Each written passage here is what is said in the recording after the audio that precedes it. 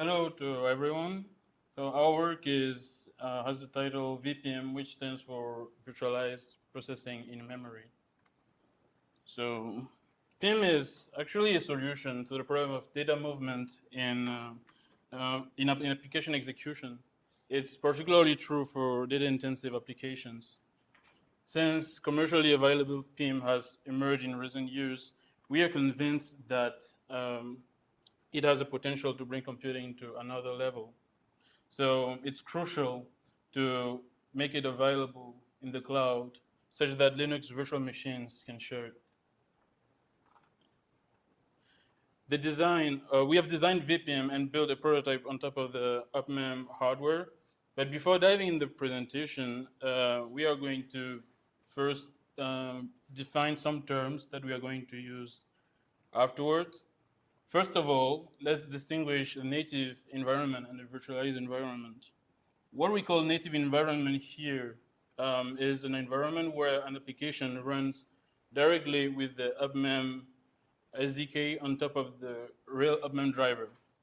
And a virtualized environment is an environment where an application which has been developed runs inside a virtual machine. From the earlier presentation, we have already seen what DIMMs are. So we are working with UPMEM DIMMs, which has 2 ranks each. And when we are running in a virtual machine, we need to say that the virtual machine is run inside a vMM, which is a virtual machine monitor. It's basically a process in which virtual machines can be executed. And VMMs are attached to what we call a hypervisor. A hypervisor is a program, it's a program which enables visualization features for VMMs. Here we use KVM, which is a Linux kernel module, and it's a type 2 hypervisor. We need to recall first how we deal with the UPMEM hardware. We took as an example a program in which we want to push data into the MRAM. We have first of all the DPO for each here, where we set up the set and the data that we are going to use to send to the DPO set. And once data has been prepared, we do the DPU push exfer, which actually pushes data to the MRAM. In a native environment, applications, which you can see in blue on the figure here, directly interacts with the device file, and that device file is attached to the UPMEM, driver, which interacts directly with the hardware. And so when you do the DPU push exfer, the related commands are actually directly sent to the hardware. In a virtualized environment, in the cloud, for example, you need to start a virtual machine.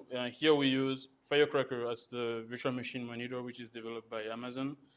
And in the virtual machine, you can see that there are many layers that are added between the application and the real hardware device.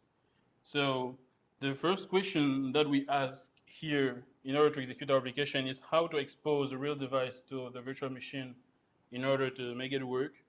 How to implement the communication between that device and the real hardware, and also what are the different optimizations that need to be implemented in order to make it work efficiently. So now we are going to present you the architecture of vPIM. So the main component in our system is the vUPMEM device. It's the virtualized UPMEM device, and it has 2 components. First is the front end and the back end. The front end is a kernel module in the guest operating system. So this is the replacement in the guest the replacement of the original UPMEM driver. So it exposes the same API to the guest user space. So the the application in the guest user space can use the SDK to interact with this API.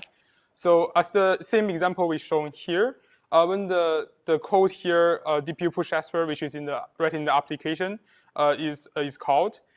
This SDK function sends a writing request to the kernel driver, which is the front-end driver here. So after that, the front-end driver processes this request, and and then it needs to interact with the KVM to send the request to the backend. So this is by generating an event to the KVM, and the KVM send the interrupt to the backend driver, which lies in the virtual machine monitor. And later, this backend can process this request in the virtual machine monitor and perform the operation via the real physical device. Since the backend needs to be attached to a real rank, the virtual machines at its startup sends requests to what we call a rank manager.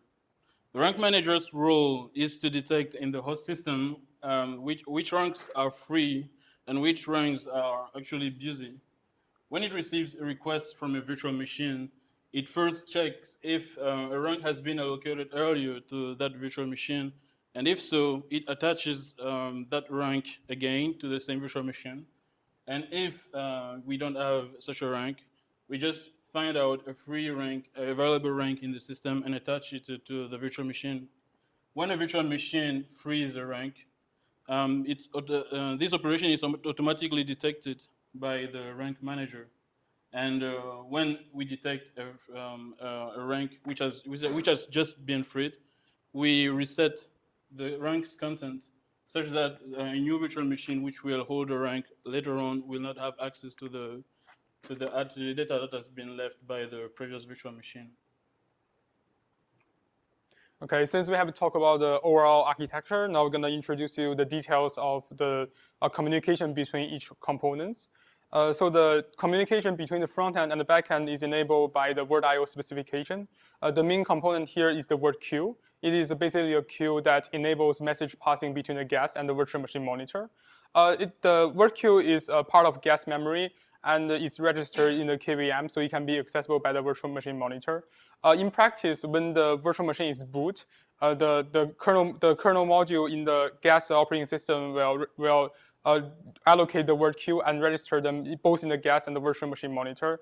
And how does the message passing is achieved? So the word queue holds the address of the guest buffers, and the virtual machine monitor can access these buffers by address translation. This is because the virtual machine is a process running inside the virtual machine monitor, so they kind of share the same address space. So the virtual machine monitor can do address translation to directly access the memory region presented by these guest addresses. And in practice of running the system and do message passing to present the data between the front end and back end, we're gonna introduce you how do we handle the rank operations. So these rank operations are rank writing and reading operations. They are called when you want to write to the MRAM of the DPUs in the rank. In practice, this matrix is what we received from the SDK. So first, you have some metadata representing the context of the whole transfer. It includes the offset in the MRAM and the size of the whole transfer. And each row of this matrix represents the data and Linux pages related to the data transfer of one DPUs in the rank. So in the figure here, you can see that the first row represents the data related to transfer to DPU 0. First, it has some metadata for this particular DPU, includes the number of pages to be transferred and offset in the first page. And it's followed by an array of Linux pages. By simple calculation, you can see that this page array have length at most this many pages. And considering the whole matrix, since we can have 64 DPUs at most, the number of pages in the matrix can be 64 times this number. So it's a really large number of pages. So we can now directly copy this content into the word queue. To avoid this direct memory copy, we convert these Linux pages to physical address in the virtual machine, aka the guest physical addresses. And later, the virtual machine monitor can access the memory region of this address by address translation, similarly to what we introduced in the word queue. To feed the matrix into the word queue, we serialize the whole matrix. So in the example here, we can see the first slot in the word queue is the type of request. It can be a reading or writing. The second slot is the metadata for the matrix. and the third and fourth slot is the data related to the transfer to the first DPU. In this example here, we are transferring a 64 page to the first CPU, and so the third slot holds the metadata, and the fourth slot is an address array, which is the array of the guest physical addresses, and is followed by the same thing for the second DPU and so on. Once we receive the value request in the backend, we just serialize the matrix that you have seen earlier, and we serialize the matrix again, sorry. And the content of the new matrix is the set of physical addresses where the data are actually located in the guest virtual machine. And once we have this new matrix, we can, if it's a write operation, directly write the data from the guest OS to the MRAM. And if it's a read operation, we read data from rank and write it to pre-allocated memory region in the guest. The backend is actually a VMM module. So here it's a Firecracker module, which has the same characteristics as the attached rank. Like we have the MRAM size, the serial number, and all the characteristics that a rank has. And it has the same physical memory mapping as the SDK would have if we were in a native environment. And then we implemented all the different operations that are needed in order to interact with a real rank, like write to rank, read from rank, write to CIs, and read from CIs. This forms a whole, and when we request a rank from the manager, the vPIM is initialized with all these characteristics. Then after that, we come to the evaluation of our system. But like before that, we want to share you some optimization to solve the problem we observe. So when we first evaluated our system we just joined, we find out that in certain applications, we have a significant overhead. So as the figure here shows, the x-axis is the number of DPU in use. The y-axis on the left is the execution time. The y-axis on the right is the overhead between the native environment and the virtualized environment. So as you can see that in this specific application, the virtualization overhead is at most 53 times slower than the native. So how does this happen? So we analyzed the code of the application and did a breakdown to observe the latency. We find out that so in our system, each request sending between the front and the back end requires a VM exit, no matter what's the size of data you want to transfer. And note that if you are transfer a really small size of data, the communication between the front and the back end dominates the execution time. So this gives us the result that the frequent small size data transfer results in repetitive VM exit, causing a significant performance bottleneck. So we implement two strategies to solve this problem. The first is the prefetch cache. So it proactively cache larger segments when the requested data is too small. So this cache has a validation strategy, so it can be invalidated if the data in the MRAM has changed. And also like so how does this work? So when there's another read to rank request sending to the front end, if the data is already cached, you don't need to do a VM exit to switch between the front end and back end. You can serve directly in the driver. And the second strategy is request batching. So it buffers small size read to rank requests, which are then collectively flushed to the back end. This flush happens when there's when the serial of like read to rank request comes and followed by a no read to rank request, and this is flushed before the non read to rank request is executed, and or the read to rank request has filled the whole buffer. So the figure on the below shows the result of the optimizations. The x-axis is the optimizations. The vPIM C is the original vPIM with no optimizations. vPIM plus P is the optimization with prefetch cache. And this is with request batching, and this we are with two optimizations. We also break down the execution time into transfer time like CPU to DPU, inter-DPU, and DPU to CPU, and the program execution time, which is the DPU. As you can see that the prefetch cache significantly reduced the time used in the DPU to CPU, which is the reading time as intended. And the request batching significantly reduced the writing operation, which is the blue bar here, and the version with 2 optimizations increased the performance 10 times than the original design. We evaluate our system using the PRIM benchmark, just as the last presentation used. So in the presentation, I only present you some of the results in our evaluation, including the binary search, time series analysis, multi-layers perceptron, image histogram, matrix transposition, and Needleman-Wunsch. The matrix we are using is the execution time and the virtualization overhead, just like the graphs I showed you before. We are using 1 rank and 8 ranks, which are correspondingly 60 DPUs and 480 DPUs. This is not 64 because in our server, some of the DPUs are defective in the rank.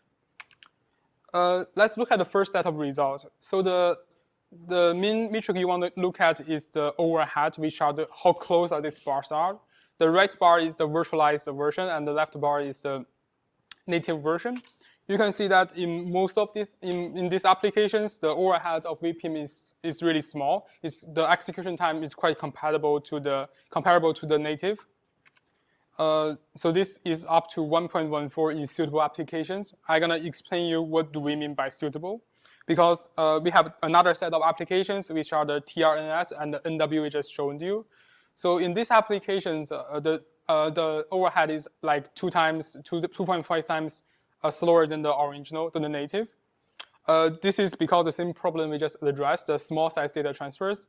When we look at the code of the NW and TRNS, each of these applications contains a considerable number of small size data transfers. For example, in NW, there are 65,000 data transfers, which each of them is only 160 bytes.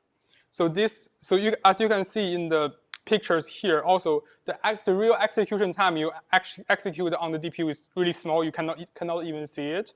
The whole execution time is dominated by the transfer time. So this considerable number of data transfer operations is significantly restrains our system, even though we have implemented the request batching and prefetch cache here. And also, we try to rewrite these applications by aggregating the data transfers. So we aggregate this 65,000 data transfer into like 10 transfers, and it shows a significantly performance increase. The rewritten applications, our virtualized version is only 1.2 times slower than the native instead of like 2.5 we shown here. So there are 3 main takeaways that we want to present at the end of this talk. First of all is that vPIM is a solution for PM virtualization. We have designed a prototype for UPMEM PM virtualization, but it's extensible to other ones and also to the evolution of the UPMEM PM hardware.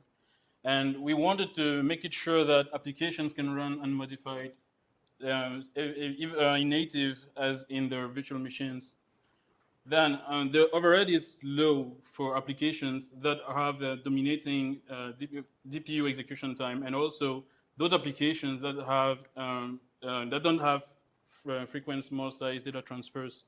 This is what we called earlier suitable workloads for virtualized PIM, and also the third takeaway is that vPIM aggregates read requests and write requests with batching and prefetching, such that we reduce the transitions between virtual machines and host environment. So thank you. If you need more information, you can contact the authors. And if you have questions now, we are glad to hear them.